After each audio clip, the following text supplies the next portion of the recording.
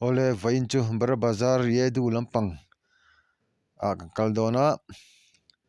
kan kalna te kan thir kwal donia hei bar bazar topa Boston kan ti thin khania bar bazar maupat te po anti thoni chuan tuna chuan hmana motor tlang theilo na thina khanin khana para lampang hana tlang phei vek thei to a hei ma chuan bus khan ka han hel kwal thina taxi te po khan ania tuna chuanin atlang vek thei to ni chuan a bazar chhung lampang kan han lu chho don khan second hand te an lo zuara hemi an lu chho dona awmpawng in bulna na thatak mai te po kha sei tak tak kha hei an lo la zuar ani pakhati za som nga te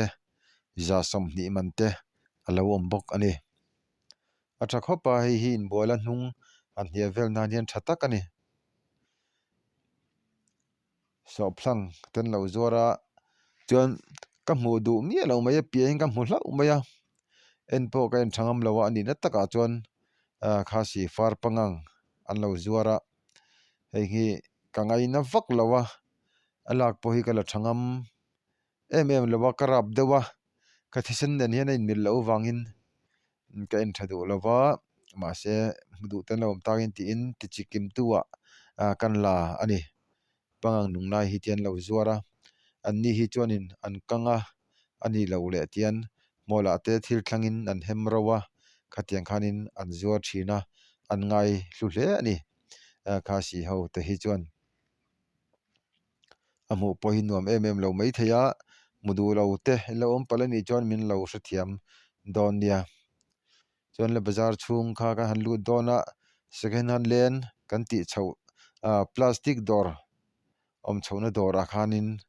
len chhowa khan kan lut chho lok don ni toite kan lutang nglai a hian hei bungbel chi hrang hrang kha an lo zuara lelama plastic atanga thil siam tam tak kha an zuar boka tin akar ol a hianin second hand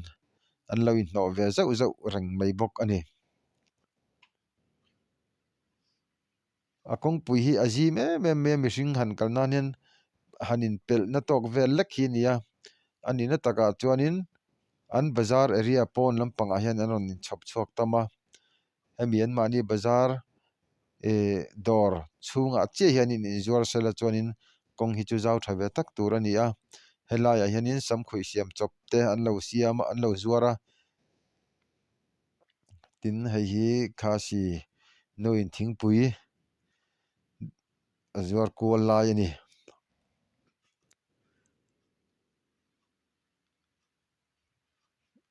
hei kongpui chin zone vela hian dor pon lama hian aro in phone sa em a hianin kong ati zim na sa hle ani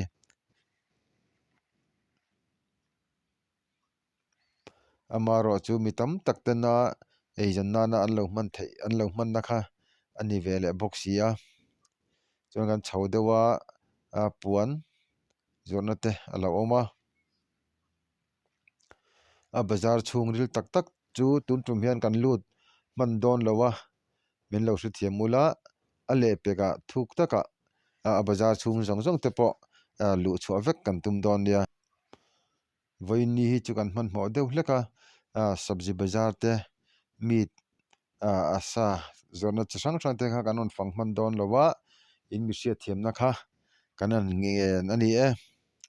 a le peka chuanin a chhung ril tak tak te po lu chhuah kan tum don nia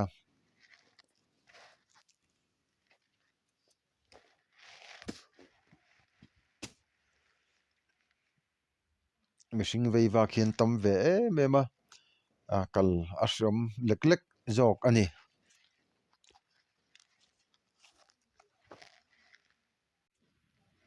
soita kan khan a kar laka second hand te alo om ve zel kan ti kha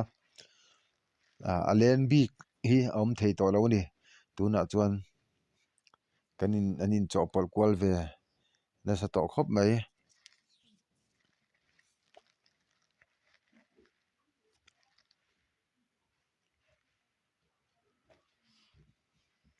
lai hianin thei tha tak tak mai te pon lo zuara I tam tak tak mai te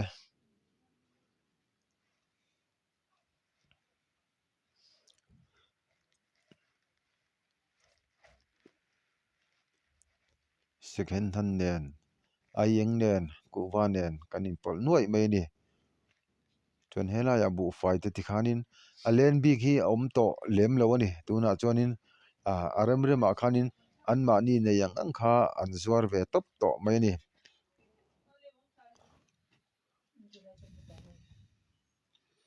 bazar chung po mian lun to khop mai hei thil chi sang sang an zuara a bazar chung tak tak ero chu chip chiarin kan la man lo kan ti kha ale peka chip chiar takin chame mante enga nge ni mizoram ne nei tlom hlai em ti teng te po kha ron hre thumin kan vocal le don ani engla hian ngathu rep sangha rep chi sang sang ngathu ti meang chi sang sang kha an lo zuar boka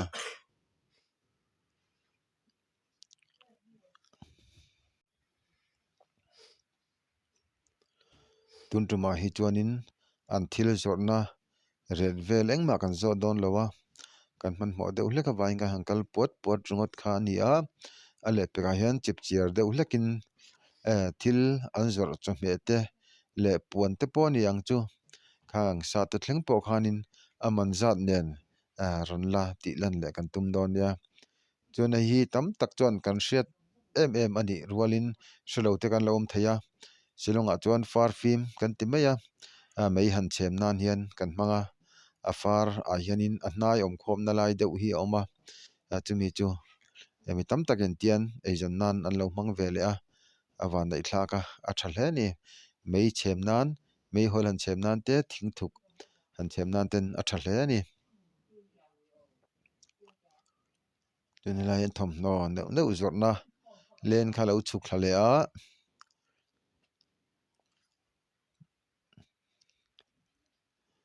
tian ka han votun tuma hi chonin kan han kalpa thok thok rungotanga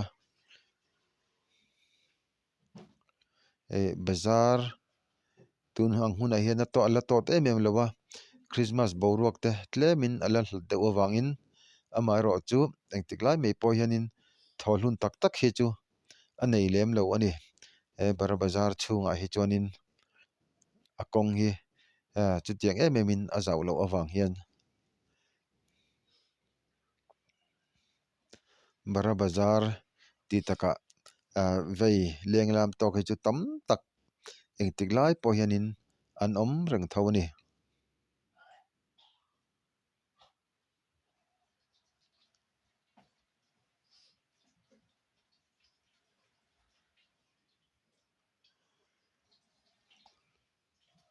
thingsemim te sopthlang te an lo zuar ve boka sopthlang var hi chu mizo chon kan ngai na zong ani lo mai thei ani ei zuar tun lai hi wang lai ani a zuar an tam khop mai a hang deuh dup ani mai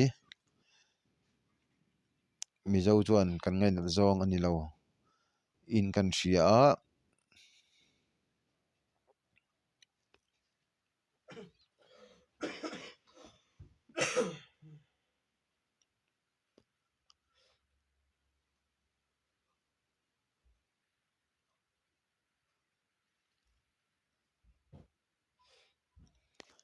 helai hian khasi pitarin kuwa lo ei dona alo in siam chop lai ani a kan lak sak ve mai mai ani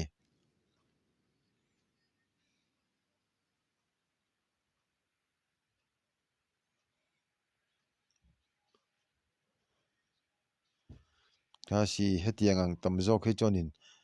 mani in siam chop kuwa in khe chop hi an ngai sang nga anti laklo nge ni ka hrelowa tian mani in phel chop la in siam chop nge ya ei in hi an la tam hle ani ni po hen hetiang rual ani to kum pato takania kuwa la in siam chop no ne ani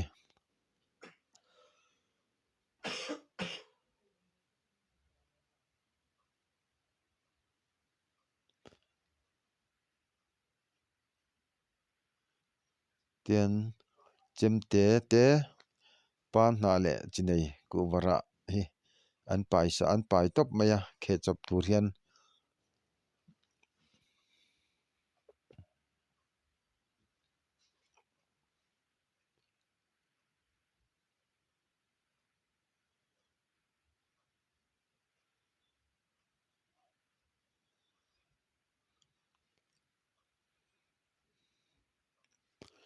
bazar chhung atang khan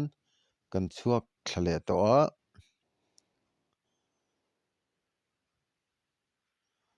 so lampang thlang lampang so kongdunga sa an lo zuar na samaya ai tam hlom khop mai voksa te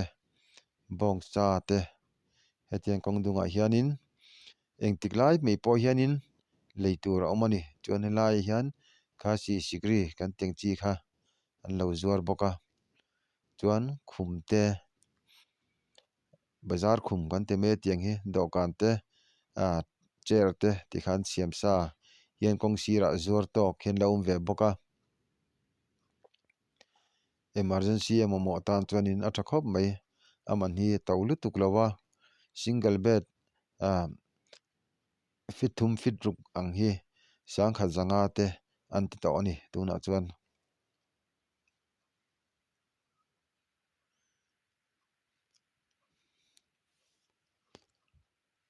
ho thlak lampang kan pan zela helai hi shortcut bara bazar chhouna shortcut chho kha ania thei thlai fruit vel an lo zuar tui hnai thei khawp mai helai hianin kumtin mai hianin a awm hun thei awm hun ang zel hian thianghlim tak tak tha tak tak khalai khan an lo zuar reng thin ani kol thei awm hunah kol thei serthlum awm hunah serthlum strawberry awm hunah strawberry ka tiang zel khanin tui hnai tak tak khalai khanin kum tluanin leitur awmani chuanin helai hianin kasi hmanrua chi hrang hrang mai hman tak tak thei chi te le tarmawi thei chi ang te chi hrang hrang helai hianin lo zuar boka a hlu khawp mai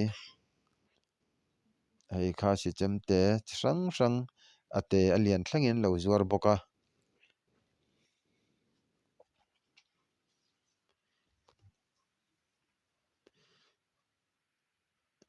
chuan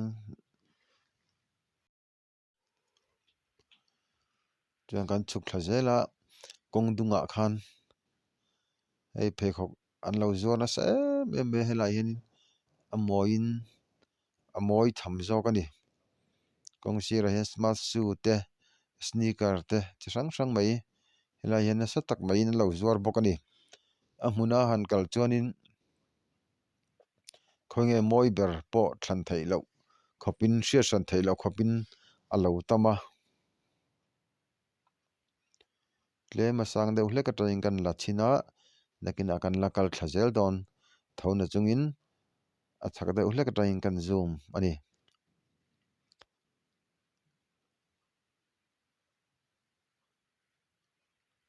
naupang lawm chi hrang hrang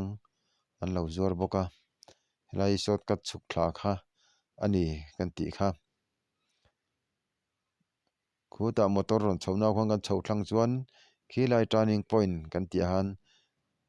video rawn in tran tirhna khan kan thleng chho dawna helai atanga kal hian tlemin a shortcut deuha le ke a kal ti tan chuan a awlsam hle ani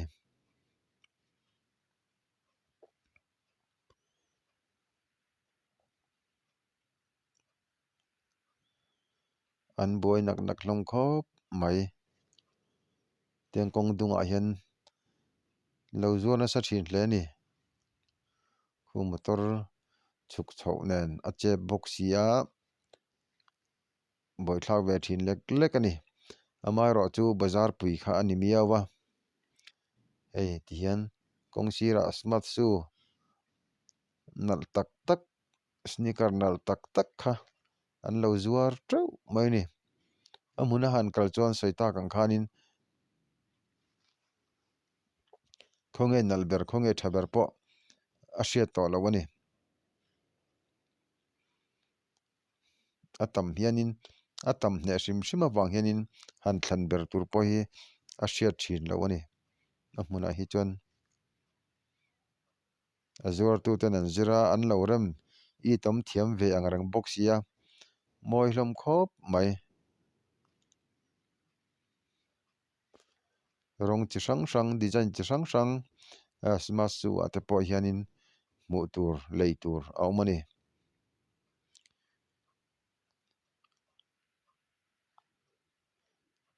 chuan kan chuk thla zela kawngpui kha kan pawh thlata a tuin kawngpui ah han kan awma hetia kan hawi pheina lampang taxi ping lo chhuah pheina hi gora Punjabi len kan tih na kan tih thin kha ni a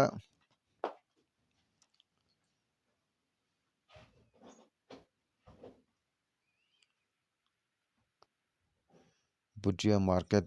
vel kha ni helai hi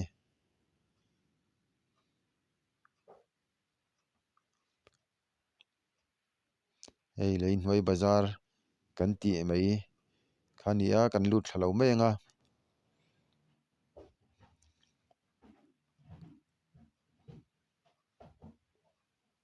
tian kawng dungah hian thil chi hrang hrang mai zuar hian tam em em a pangpar te phone cover te kekawr engkim mai kha tian kawng dungah hianin an lo zuar thla ve vek ani kalpah hian tian second hand te pawh thing thlak char char theia a thenin alu muri kan lo zuar bawk a khatiang khan kawngpui dung hi mi tam takin eizawn nan an lo hmang bawk ani pangpar mawi tak tak te pawh an lo zuar bawk a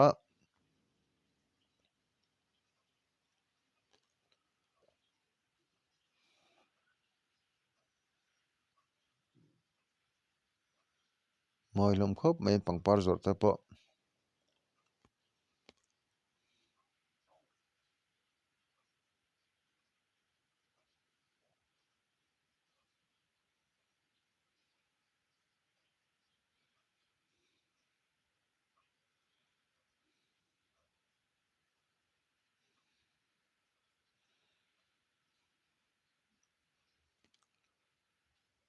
hemi in chhak hi fire service ho awm thinna kha ani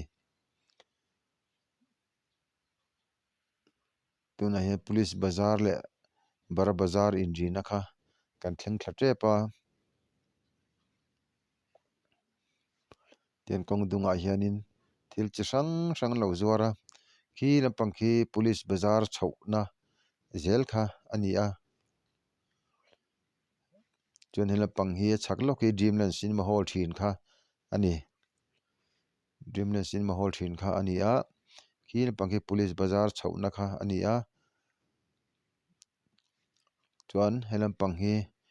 bara bazar chhohna kan rawn chhuk thlahna lampang kha ani ve leh thung ani tunah hian kan haw chho mek a police bazar lampang kha kan pan chho mek ani chuan kan video te min lo en sak thin avangin lawm thu kan hrilh chowa video dang te pawh min lo en sak zel turin kan sawm chowa chuan tuna kan awmna lai hi center point police bazar point tak kha tunen kan thleng chho dawn ani chuan khati chen kha tuna kan video ron tih theite ni zela video dangah kan hmu leh theuh dawn nia kan video te min lo en sak thin avangin thinlung takin lawm thu kan soi molmol ani kan lawm e